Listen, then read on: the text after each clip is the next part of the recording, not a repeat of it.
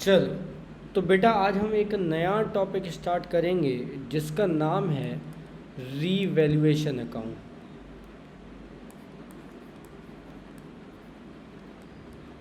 देखो बेटा, revaluation account होता क्या है पहले समझ लो। जस्ट एग्जांपल, दो भाई थे, ठीक है। इनके एक फादर थे। इस फादर के पास 20 लाख रुपीस की प्रॉपर्टी थी और ये मरने के बाद अपने 10 लाख रुपए ए को दे के गया और 10 लाख रुपए अपने दूसरे बेटे बी को दे के गया। इस ए ने 10 लाख रुपए की कार ले ली, मान लेते हैं 2010 में उनके फादर एक्सपायर हुए थे, और बी ने उसी 10 लाख रुपए की मान लेते हैं लैंड ले ली थी। अब कुछ साल के बाद, मान लेते 2020 में जब हम दोनों की बुक्स चेक करेंगे, थोड़ा 11th क्लास में जाओ तो 11th क्लास में हमने एक पढ़ा था concept, cost concept. Cost concept क्या बोलता है कि आपने जिस भी असेट को जिस भी वैल्यू पे ख़रीदा है उतने पर ही आप उसको क्या करोगे बेटा, रिकॉर्ड करोगे। तो अगर हम दोनों की बुक्स अकाउंट खोल के देखें 2020 में, मान लेते हैं दोनों ने अपनी नई वैल्यू बुक्स ऑफ अकाउंट में नहीं लिखी है, जितने की खरीदी थी उतने के हिसाब से लिखी है। तो ये जो ए की कार है, मतलब ए के टोटल असेट्स बताएंगे वो भी कितने रुपए के बताएंगे बेटा, कितने रुपए के बताएंगे, 10 लाख रुपीस के। और बी के भी टोटल असेट जो उसने ज़मीन खरीदी थी 2010 में और आज 2020 में, उसकी वैल्यू कितनी बचाएगी बेटा, 10 लाख रुपीस। तो अगर कोई पर्सन सी, मान लो इनका पार्टनर बनना चाह रहा है 50% के लिए, तो ए को भी उसको बुक्स ऑफ अकाउंट के अकॉर्डिंग अगर 50% बनना है तो उसके टोटल असेट कितने, 10 लाख रुपए के बुक्स ऑफ अकाउंट के अकॉर्डिंग शो हो रहे हैं। तो ए को भी उसके अकॉर्डिंग कितने रुपए देने पड़ेंगे, ए को कितने रुपए देने पड़ेंगे, 5 लाख रुपीस देने पड़ेंगे। और अगर उसको 50% बी का भी पार्टनर बनना है तो भी उसको कितने लाख रुपीस देने पड़ेंगे, 5 लाख देने पड़ेंगे। तो क्या बताओ, सच में आज के डेट के हिसाब से, मतलब 2020 में ये जो ए ने कार खरीदी थी वो 10 लाख की ही होगी क्या? और क्या सच में आज के डेट के हिसाब से जो 2010 में इसने ज़मीन खरीदी थी 10 लाख रुपए की, तो क्या आज भी उसकी वैल्यू 10 लाख होगी? The answer is no. तो इसीलिए हम ये अकाउंट बनाते हैं रीवैल्यूएशन अकाउंट। रीवैल्यूएशन, री का मतलब फिर से, वैल्यूएशन मतलब वैल्यूएशन करना। तो हम नई वैल्यू के हिसाब से क्या करते हैं, असेट्स को क्या करते हैं, रीवैल्यूएट करते हैं। तो मान लेते हैं इस कार जो इसने खरीदी थी 10 लाख की 10 साल पहले, आज उसकी वैल्यू 3 लाख रुपीज़ है। और मान लेते हैं इसने जो ज़मीन 10 लाख की खरीदी थी 10 साल पहले, आज उसकी वैल्यू कितनी है बेटा, कितनी है बेटा, मान लेते हैं 50 लाख रुपीज़ है। तो अब अगर ये जो सी पार्टनर है, इसको हमारे बिजनेस में आना है, अगर ए के बिजनेस में जाना है 50% के लिए, तो 3 लाख की कार है तो उसे कितने रुपए कंट्रीब्यूट करने होंगे, 1.5 लाख रुपीस। और अगर बी के पार्टनरशिप में आना है सी को, तो उसके असेट्स की वैल्यू टोटल कितनी है बेटा, 50 लाख रुपीस। तो उसको अगर 50% के लिए पार्टनरशिप में आना है तो टोटल कितने लाख रुपीस कंट्रीब्यूट करने होंगे, तो उसको हम बोलेंगे रीवैल्यूएशन अकाउंट। तो हम क्या करते हैं, क्योंकि कॉस्ट प्रिंसिपल बोलता है कि आपने जितने वैल्यू पर असेट्स खरीदे उतनी वैल्यू पर रिकॉर्ड करोगे, इर्रेस्पेक्टिव उसकी मार्केट वैल्यू या करंट वैल्यू कुछ भी हो। तो हम क्या करते हैं, जब change in profit sharing ratio, जब प्रॉफिट्स में चेंज करते हैं तो असेट्स और लाइबिलिटीज़ की भी वैल्यू चेंज करते हैं। उस वैल्यू को चेंज करने के पीछे जो अकाउंट बनाते हैं उस अकाउंट को क्या बोलते हैं बेटा, रीवैल्यूएशन अकाउंट। तो चलो, तो रीवैल्यूएशन अकाउंट का फॉर्मेट किस टाइप का होगा, वो हम थोड़ा सा बना लेते हैं। तो ऑफकोर्स सी बात है, ये एक नॉमिनल अकाउंट है रीवैल्यूएशन अकाउंट, तो इसीलिए इसमें जितने भी एक्सपेंस एंड लॉसेज होंगे वो हमारे क्या होंगे बेटा, वो हमारे क्या होंगे बेटा, डेबिट होंगे, और जो हमारी इनकम एंड गेन्स होंगी वो हमारी क्या होंगी, वो हमारी क्या होंगी बेटा, क्रेडिट होंगी। तो सिंपल सा लॉजिक ये है। तो हम बना लेते हैं revaluation account, revaluation account for the year ended, जो भी ईयर एंडेड होगा, मान लेते हैं 31 मार्च 2023।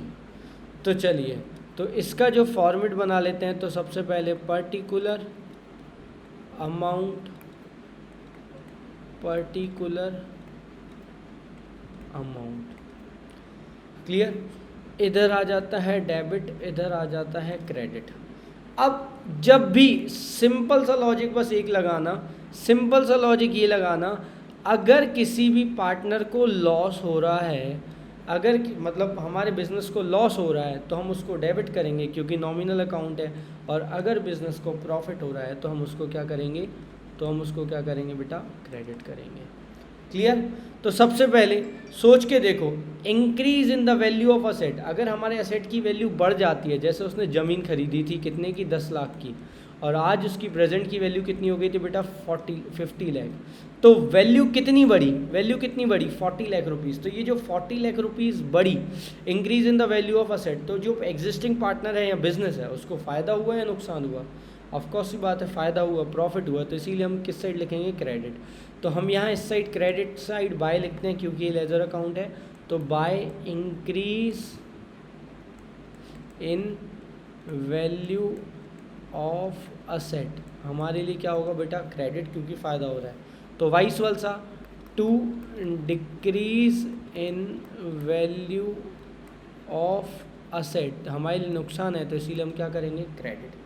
अब आ जाते लाइबिलिटी। अच्छा, लाइबिलिटी की वैल्यू इंक्रीज हो जाती तो ऑफकोर्स सी बात है हमारे लिए नुकसान है, तो इसीलिए हम उसको किस साइड लिखेंगे, डेबिट साइड।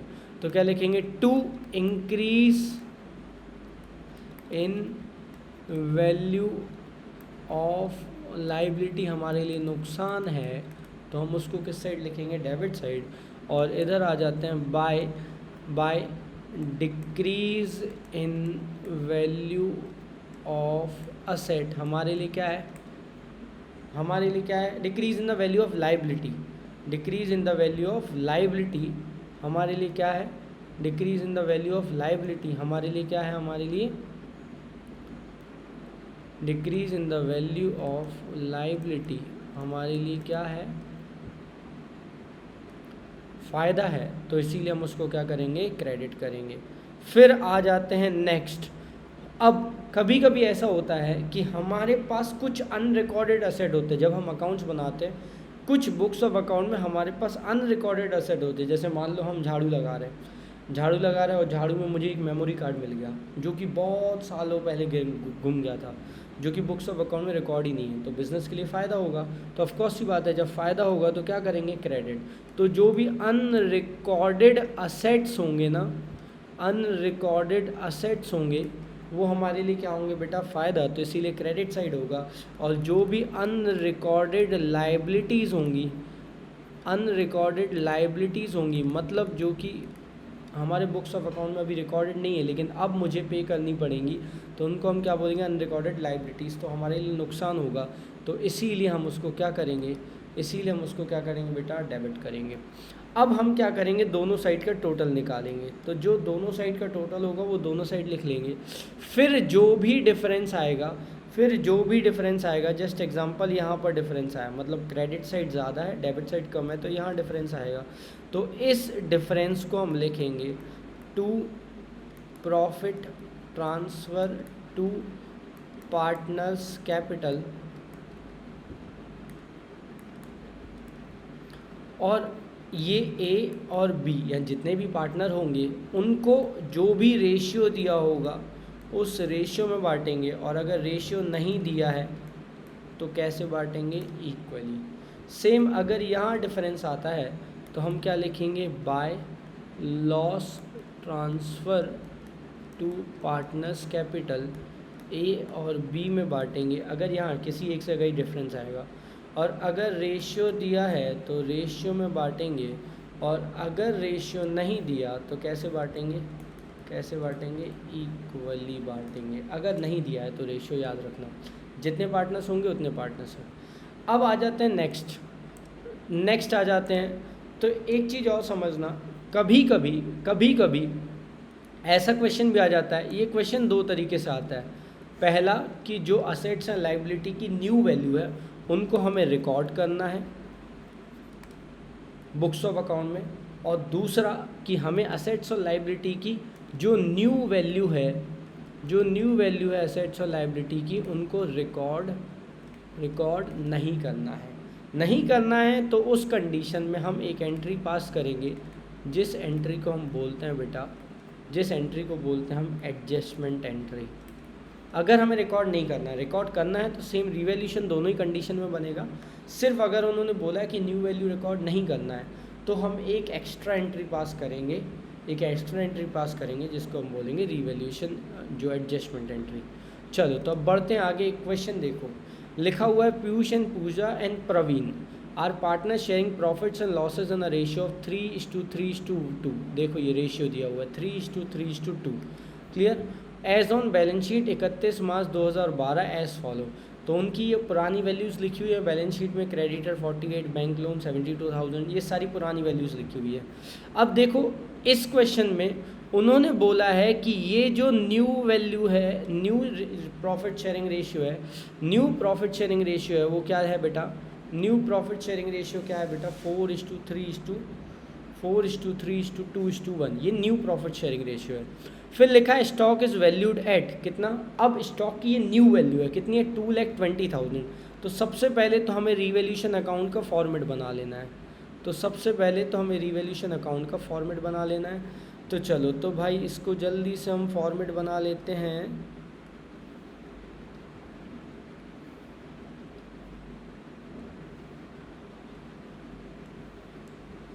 चलो तो फॉर्मेट तो आपको समझ में आ ही गया होगा।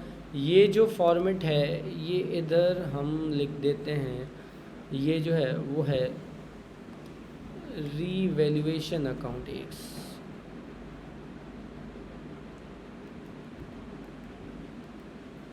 ये जो है वो है बेटा रिवैल्यूएशन अकाउंट,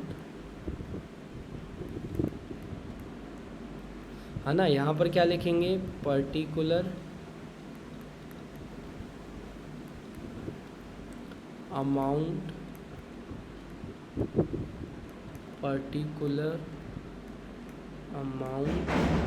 और ये हमारा आ गया डेबिट और ये आ गया हमारा क्रेडिट।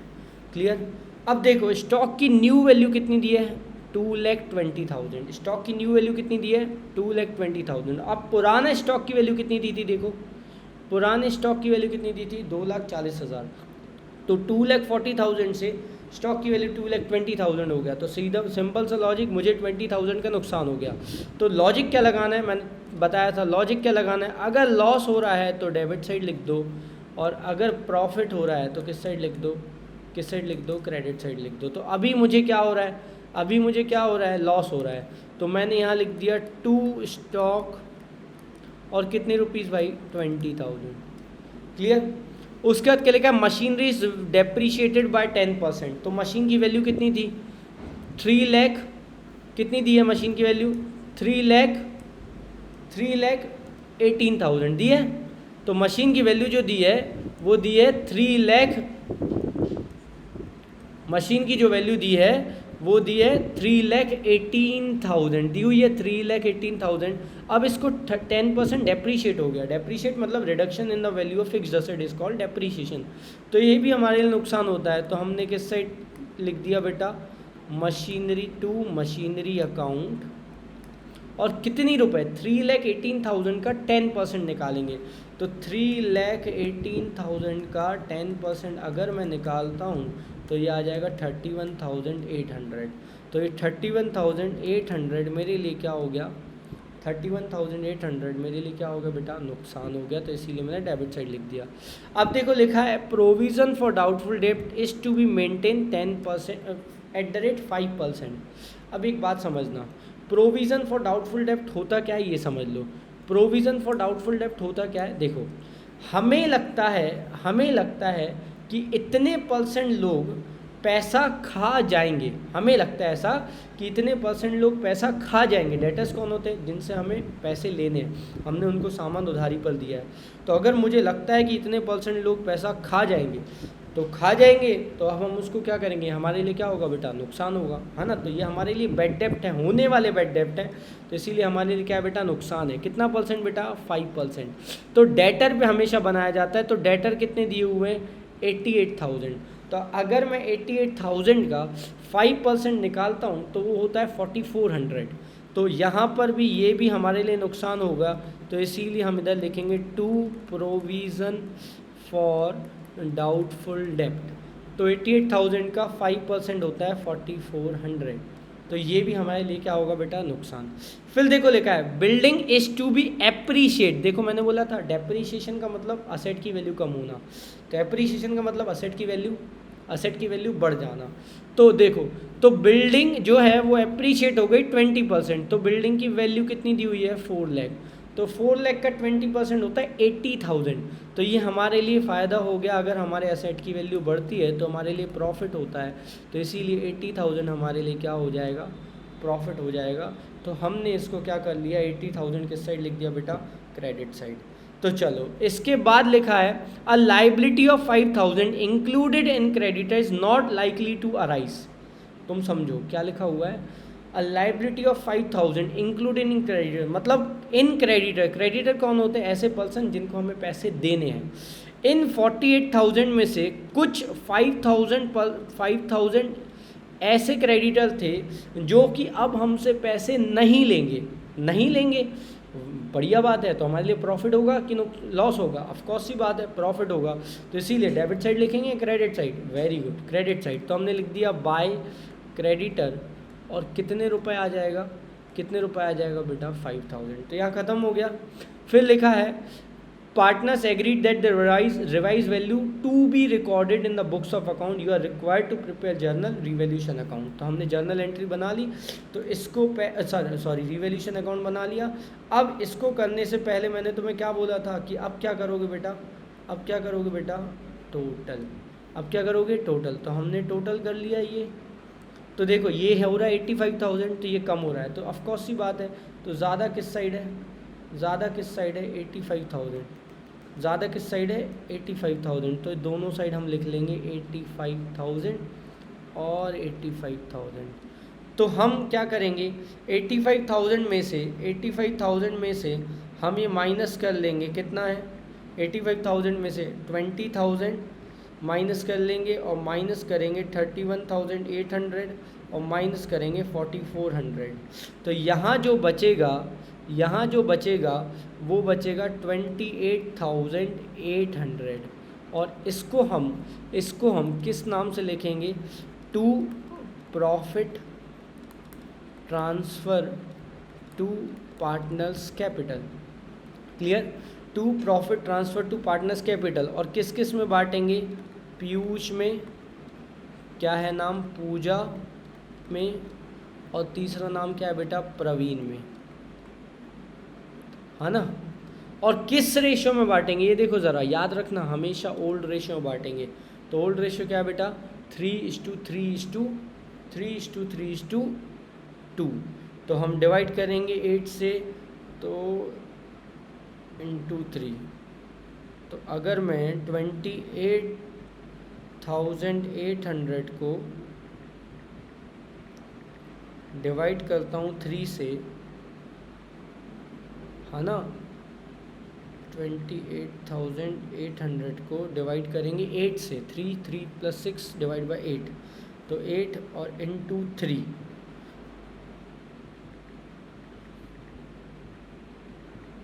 तो ये आ रहा है कितना, 10,800, और ये कितना आ रहा है बेटा, 7,200। तो ये यहाँ पर होता है क्वेश्चन ख़त्म। तो क्वेश्चन ख़त्म, तो हमने बना लिया revaluation account. Clear, revaluation account कैसे बनाता है, सिर्फ एक लॉजिक से करना है आपको। जितने भी लॉसेस हैं वो डेबिट साइड करने हैं, मतलब लॉसेस करना मतलब अगर हमारे बिजनेस को लॉस हो रहा है, और जितने भी हमें अगर फ़ायदा हो रहा है तो क्या लगाना है, क्रेडिट साइड। बिल्कुल आसान है। क्लियर। अब अगर ये तो क्वेश्चन आ गया कि उन्होंने बोला है they have agreed to revise the value in the recorded in the books, है ना। तो मैंने तुम्हें बोला था कि अगर ऐसा उन्होंने बोला कि एक तो रिकॉर्ड करनी है रिवाइज वैल्यू, और अगर उन्होंने बोला कि न्यू वैल्यू या रिवाइज वैल्यू रिकॉर्ड नहीं करनी, तो हम क्या करें। तो उस कंडीशन में अगर हमें रिवैल्यूएशन अकाउंट तो बनाना ही है, रिवैल्यूएशन अकाउंट बनाना है क्योंकि ये प्रॉफिट निकालना है हमें, तो भी उस कंडीशन में भी हमें रिवैल्यूएशन अकाउंट बनाना ही पड़ेगा, तो ये हमें प्रॉफिट निकालना ही पड़ेगा। तो 28,800 तक तो एक ऐसे तो बनाना ही है, एक स्टेप एक्स्ट्रा करना है। अगर उन्होंने बोला है कि आपको रिवाइज वैल्यू नहीं रिकॉर्ड करना है, तो एक स्टेप बस एक्स्ट्रा होगा। तो आपको क्या करना है, तो उस कंडीशन में अगर प्रॉफिट है तो आपको एंट्री करनी है gaining partner to sacrificing partner, और अगर लॉस है तो एंट्री उल्टी होगी, क्या होगी, sacrificing partner to gaining partner. अब सर अगर आपको गेनिंग पार्टनर और सैक्रिफाइसिंग पार्टनर निकालना नहीं आता, तो आप पीछे की वीडियोस में जाके देख सकते हैं कि कैसे हम गेनिंग पार्टनर और सैक्रिफाइसिंग पार्टनर निकालते हैं। तो 1 मिनट के लिए मैं फिर से समझा देता हूँ कि कैसे हम सैक्रिफाइसिंग पार्टनर निकालते हैं। तो सैक्रिफाइसिंग रेशियो निकालना होता है, जिसका फॉर्मूला होता है old ratio minus new ratio. ये एक फार्मूला होता है old ratio minus new ratio. तो जैसे इस कंडीशन में ओल्ड रेशियो दिया है 3:3:2, तो ये जो पीयूष है, दूसरा पार्टनर है पूजा और प्रवीण,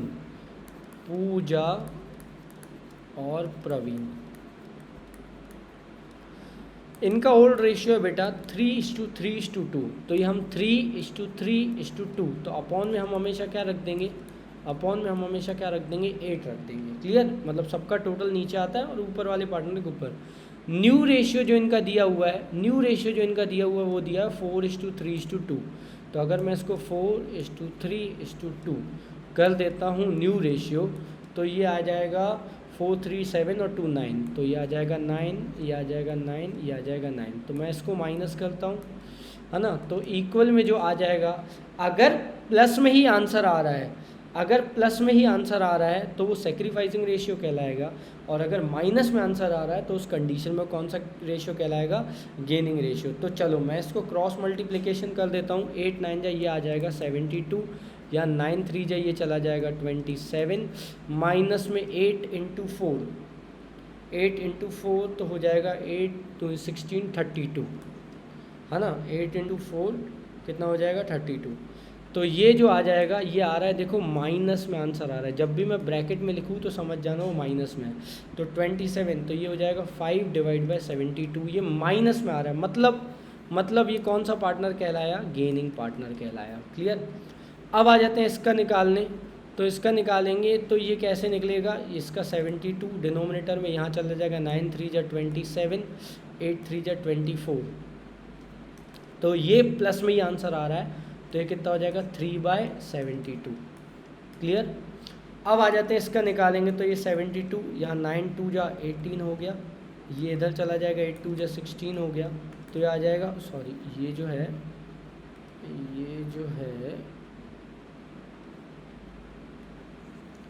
ये प्लस में आंसर आया ना, तो इसको ब्रैकेट में नहीं लिखना है। 3/72, ये आ जाएगा 2/72। क्लियर।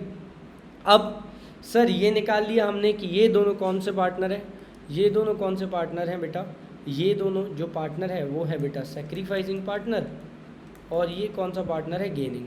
अब पिछले क्वेश्चन में प्रॉफिट आया था, तो मैंने बताया था प्रॉफिट में एंट्री क्या होगी। अगर एक्स्ट्रा दिया है तो मैंने बोला, अगर मान लो बी पॉइंट बना के दिया होता कि आपको रिकॉर्ड नहीं करना तो ही ये एंट्री सारी करना है, नहीं तो वहीं पे क्वेश्चन ख़त्म हो गया था वो।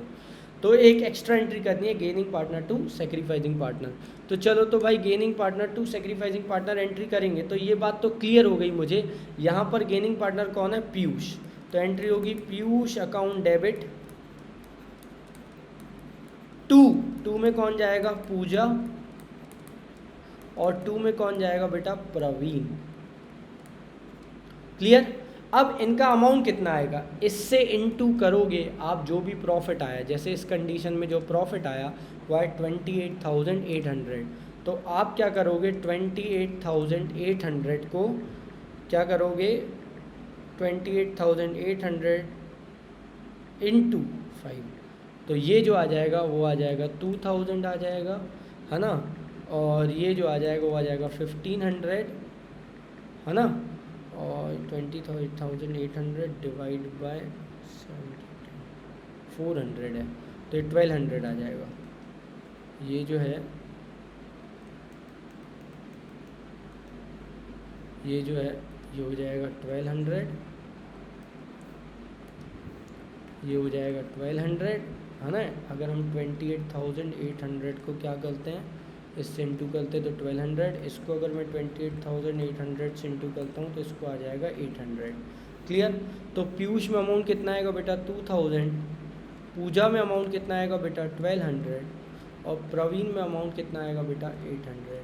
और नरेशन में क्या लिखोगे, being adjusted entry past, being adjusted entry passed for goodwill।